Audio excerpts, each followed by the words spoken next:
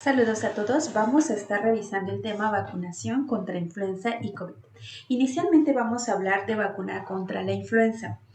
Esta es bastante importante tener en cuenta que por primera vez en México para la temporada invernal 2023-2024 estaremos usando una vacuna tetravalente, que esta es contra 4 cepas de influenza. Es una formulación inactivada que contiene 2 virus del tipo A y 2 del tipo B, los cuales se modifican anualmente de acuerdo con el predominio de las cepas circulantes y a la composición antigénica recomendada por la Organización Mundial de la Salud para el hemisferio norte. El monitoreo constante de la influenza establece contra qué cepas debe proteger la vacuna de temporada. Es por ello que una vacuna de la temporada anterior no nos va a funcionar para protegernos de los virus respiratorios de la actual temporada. En esta gráfica, por ejemplo, se ve cómo han estado cambiando la circulación de virus a lo largo de los años. Siempre tenemos que puede haber predominio de un tipo de cepa de H1N1, al siguiente año es H3N2 y que estas van a variar conforme avancen las temporadas. El hemisferio sur tiene el invierno cuando nosotros tenemos la temporada de primavera-verano. Entonces, lo que circula en el hemisferio sur es lo que seguramente va a circular en el hemisferio norte, a donde pertenece México, y por ello se sabe qué tipo de cepas debe de estar en esta vacuna para la temporada invernal actual. La composición de vacunas contra la influenza entonces para este periodo tiene, como dijimos, 2 cepas de tipo A, 2 cepas de tipo B. La cepa de tipo A es del linaje Victoria 2022 para H1N1, la cepa A Darwin 2021 para H3N2, la cepa B Austria 2021 linaje Victoria y la cepa B Phuket linaje Yamagata del 2013. Si lo vemos en comparación con el periodo invernal 2022-2023, se ve cómo era diferente la cepa contra influenza H1N1, la cual era de la circulación 2019. Y la temporada 2020, 2021, 2021, 2022 estuvo circulando esta misma cepa de H1N1, pero ya para la temporada 2023 tenemos una nueva cepa descubierta, identificada, que fue en el año 2022 y por lo tanto este cambio es importante. Tenemos por lo cual que vacunarnos cada temporada invernal. La vacuna contra la influenza debe aplicarse lo más cercano posible al inicio de la campaña de vacunación de la temporada invernal. La temporada generalmente inicia en el mes de octubre. La campaña de vacunación se va hasta el mes de marzo del siguiente año o bien hasta agotar existencias. Pero es importante no tener la consideración de que la vacuna es anual, porque muchas veces si se vacunan en febrero, quieren vacunarse a febrero del siguiente año y no debe ser así. Siempre lo más recomendable es que se vacunen de octubre a diciembre del inicio de la campaña invernal y cuando, se tiene algún retraso, tenemos todavía enero, febrero, marzo para poder aplicar la vacuna. Sin embargo, ya no es tan conveniente porque es en estos meses cuando más se tiene la circulación de virus de influenza y considerando que la vacuna tarda de 15 días a un mes para generar anticuerpos, pues podríamos estar desprotegidos. La eficacia de la vacuna para evitar la enfermedad es variable, pero obviamente es notablemente más baja si la composición de esta no coincide con las cepas de virus circulantes en el periodo invernal. Es precisamente lo que hemos estado hablando, pero claro está, siempre que estemos vacunados vamos a tener de un 95% de posibilidades de no complicarnos e incluso de no enfermar. Pero definitivamente tenemos que adoptar otras medidas preventivas y es importante mencionarlas, ya que la combinación de la vacunación con las medidas preventivas efectivas nos va a evitar las enfermedades y más aún las complicaciones. Entonces, no debemos olvidar un lavado frecuente de manos, el uso de cubrebocas al presentar síntomas respiratorios, evitar el saludo de mano o beso, permanecer en casa si se tiene sintomatología respiratoria, mantener ventilados los espacios comunes, toser y estornudar correctamente en el ángulo interno del brazo, en el codo o algo muy importante es no automedicarse y buscar atención médica oportunamente. La vacunación contra influenza viene específicamente para grupos blanco y de riesgo. No debe ser una vacunación indiscriminada, ya que se cuenta con un número limitado de dosis que envía el nivel federal y que va para las personas que tienen mayor riesgo de morir.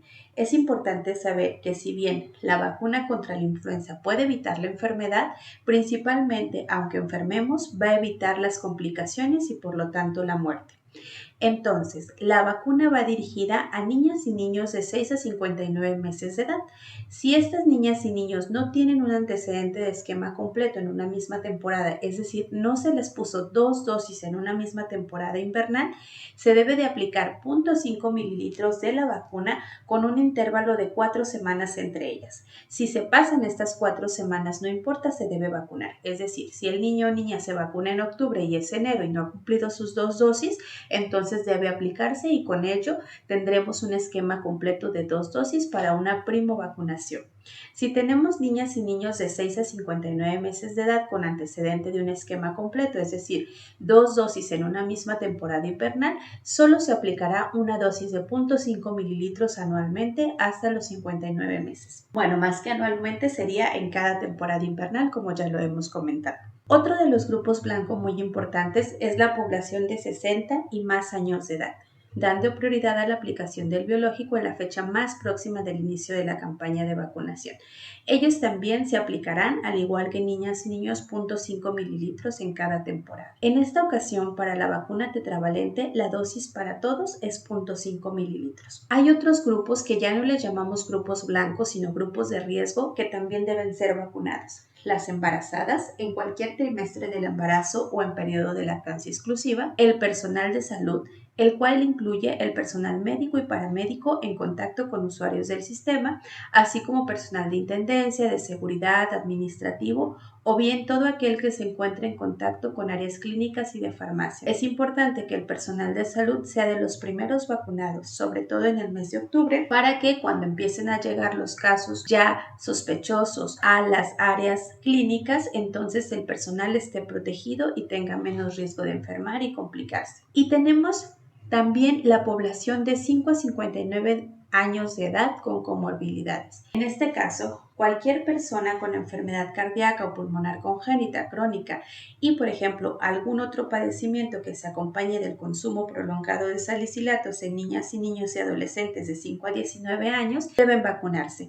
También toda persona con diabetes mellitus, obesidad mórbida, enfermedad pulmonar crónica, incluyendo EPOC y asma, enfermedad cardiovascular, insuficiencia renal, inmunosupresión congénita o adquirida por enfermedad o tratamiento, cáncer y personas que viven con VIH-Sida. En esta temporada invernal es importante decir que se quitó la meta para lo que llamábamos otros grupos, es decir, aquellas personas que pudieran tener algún riesgo disminuido, pero que sí pudiera considerarse para vacunación. En este caso, para esta temporada, las metas de vacunación que envía la Federación es justamente para todas las personas que hemos mencionado con los grupos blanco y los grupos de riesgo. También tenemos una nota importante. Si hay niñas y niños de 5 a 8 años de edad que no tengan dosis previas en la misma temporada invernal, se les aplicará el esquema de 2 dosis con intervalo de 4 semanas con la misma dosis que ya hemos mencionado para todos de 0.5 mililitros.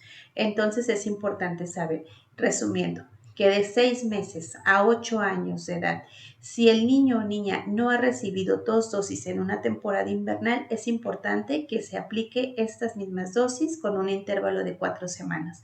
Posterior a ello, a que lo hagan la primera vez, cada temporada invernal será una única dosis. Las contraindicaciones de la vacuna es en lactantes menores de 6 meses o bien que hayan tenido una reacción alérgica grave de tipo anafiláctico a una dosis previa o cualquier componente de la vacuna. En este caso debe ser realmente una situación de anafilaxia.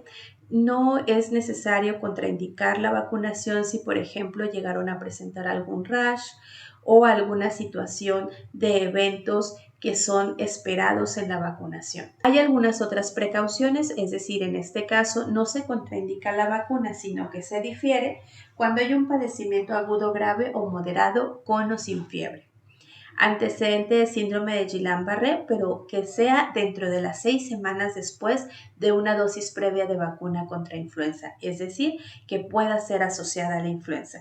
Si el paciente tuvo síndrome de Guillain-Barré, pero no estuvo asociado a una aplicación contra influenza, se puede vacunar. Esto es un cambio en comparación de cuando se inició la vacunación en el 2010, que por ejemplo se tuvo la influenza H1N1 y toda esta pandemia en donde se sabía que cualquier antecedente de Guillain-Barré, ya sea 10, 15 años previos, contraindicaba la vacuna. En este caso no. Las vacunas han cambiado sus coadyuvantes, son mucho más seguras y efectivas y solo es si se tuvo el antecedente de que la asociación fuera a la vacuna cuando apareció el Guillain-Barré. Y también las personas con antecedente de presentar solo urticaria o ronchas con la exposición al huevo podrían recibir la vacuna con precauciones de seguridad. Sabemos que esta vacuna está realmente producida en embrión de pollo y que en este caso tiene proteínas del pollo o del huevo y antes se decía que contraindicaba la vacunación, en este caso, aún presentando esa alergia al huevo, si no es anafilaxia, sí se puede vacunar. Los eventos supuestamente atribuibles a la vacunación e inmunización, es decir, esos eventos que vamos a tener posterior a la vacunación, hay muchos que son esperados y es importante saberlo y también comunicarlo a los usuarios y a los pacientes para que conozcan que la vacuna no está siendo agresiva, no les está causando un daño, sino que al contrario está inmunológicamente siendo efectiva, ha hecho realmente que el cuerpo despierte, que tenga una reacción, que piense que se está enfrentando al virus, aunque no sea verdad, ya que esta vacuna es de proteínas, pero que de esta manera se creen los anticuerpos. Entonces, ninguna de las vacunas inactivadas provoca el padecimiento ya que no contiene virus vivos. Es importante saber que cuando una persona desarrolla influenza o una enfermedad tipo influenza posterior a la vacuna, seguramente la persona ya estaba contagiada, estaba en periodo de incubación y es por ello que presentó la enfermedad, no porque la vacuna le haya causado la enfermedad. Sabemos entonces que después de vacunarnos tendremos que esperar 15 a 30 días para que los anticuerpos sean efectivos. Lo habitual que se puede presentar es dolor en el sitio de aplicación, cefalea, dolor de cabeza, mialgias, malestar general y en niños vómito, irritabilidad, pérdida del apetito o fiebre. Esto es muy común, es esperado y debe ser de conocimiento de todos. Si las personas se hidratan bastante bien, es decir, incluso tomar electrolitos orales posterior a la vacunación van a disminuir estas molestias y sobre el uso de algún analgésico como el paracetamol, si no está contraindicado en el paciente, se puede utilizar cuando las molestias sean de moderadas a severas. En específico, todo tiene que ser recomendado por un personal de la salud para todas las personas cuando vayan a medicarse, pero sí puede ser utilizado. Tenemos ahora la vacunación contra COVID. Existen plataformas de vacuna contra COVID, es decir, la forma en la que viene esa inmunogenicidad, si es virus vivo, si es un RNA mensajero. Estas son generalmente las que usamos en México y por eso vamos a mencionarlas brevemente. Sabemos que de esto no tenemos que ahondar suficiente porque ya es un tema que hemos revisado a lo largo de 3 años, pero que vale la pena mencionarlo. La vacuna AstraZeneca, esta sobre todo es de un adenovirus, es decir, es un vector viral. En el adenovirus se quitó el genoma de este virus y se puso la parte del RNA que modificaba o que producía la proteína Spike, que es la proteína con la que el virus infecta a las células, para que de esta manera los anticuerpos, al identificar esa proteína, la destruyan y el virus no puede infectar a las células. Es de 2 dosis con eficacia de hasta el 90% y conservación regular como red de frío. La vacuna Moderna, que utiliza RNA mensajero, también 2 dosis, 95% de eficacia, y en esta también puede ser, aunque ultracongelada en algún momento, una vez descongelada, quitarla de ultracongelación, ya no es necesario que vuelva a entrar en ella y tiene una capacidad de conservarse igual entre 2 a 8 grados, en promedio 4 grados. La vacuna Pfizer-BioNTech que es la de RNA mensajero. Son 2 dosis, 95% de eficacia y igual fue ultracongelada, pero que una vez quitada la ultracongelación puede durar en red de frío perfectamente. La vacuna Sputnik, que es con adenovirus, en esta ocasión también son 2 dosis, diferentes vacunas, la primera y la segunda, y se puede conservar de manera habitual. La vacuna Sinovac, de un virus inactivado, 2 dosis, tenía más del 50% de eficacia para enfermedad, pero más del 80% para complicaciones. 4 grados centígrados su almacenamiento. La vacuna Sinopharm no la usamos en México y ni Johnson & Johnson, que fue utilizada sobre todo en Estados Unidos. La CanSino Biologics sí la usamos en México, es también de un adenovirus con una sola dosis y que tiene una conservación adecuada. Esta tablita fue de cuando inició la vacunación, las fases ya están terminadas. Y la vacuna Abdala, que es la disponible en algunos estados del país, de procedencia de Cuba, es una proteína recombinante, son 3 dosis, 92% de eficacia para enfermedad, hasta 98% para complicaciones de la misma y puede conservarse de 2 a 8 grados centígrados habitualmente, pero incluso se dice que puede durar 15 días a una temperatura de 37 grados centígrados. Entonces es muy fácil su manejo para la vacunación en campo y para tenerla pues en las unidades de salud. ¿Qué recomendaciones tenemos actuales para la vacunación contra COVID-19? Es decir, ya a 3 años de la pandemia, cuando ya prácticamente la Organización Mundial de la Salud nos dice que esta terminó y se queda como una endemia y que vamos a tener el virus de COVID o de SARS-CoV-2, más bien que causa la enfermedad de COVID-19 circulante y que vamos a estar expuestos en todo el año, pues entonces nos dice a qué personas son las que preferentemente se tienen que preservar y cuidar. Es importante saber que unas recomendaciones nos da la OMS, pero que diversos países pueden cambiar sus recomendaciones. Vamos a revisar algunas de ellas. Para la Organización Mundial de la Salud, principalmente se deben de vacunar con refuerzos el personal de salud, adultos mayores, embarazadas, VIH, diabetes mellitus, personas con cardiopatías o personas con trasplantes. Pero, por ejemplo, en Estados Unidos, el CDC nos recomienda que la vacuna contra el COVID-19, la actualizada, porque sabemos que ahorita ya han variado bien los virus que están circulantes de SARS-CoV-2, nos dice que todas las personas de 6 meses o mayores deben de recibir una vacuna actualizada para protegerse contra los resultados potencialmente graves del COVID en otoño e invierno. Y tienen disponibles en Estados Unidos las vacunas de Pfizer y de Moderna a partir del 20 de septiembre del 2023. También tienen Johnson & Johnson, Janssen y Novavax, pero principalmente las que más están circulando son Pfizer y Moderna. Si vemos, por ejemplo, en otros países como Chile, ellos tienen disponibles las vacunas CoronaVac de Sinovac, la de Pfizer y Spikevax de Moderna.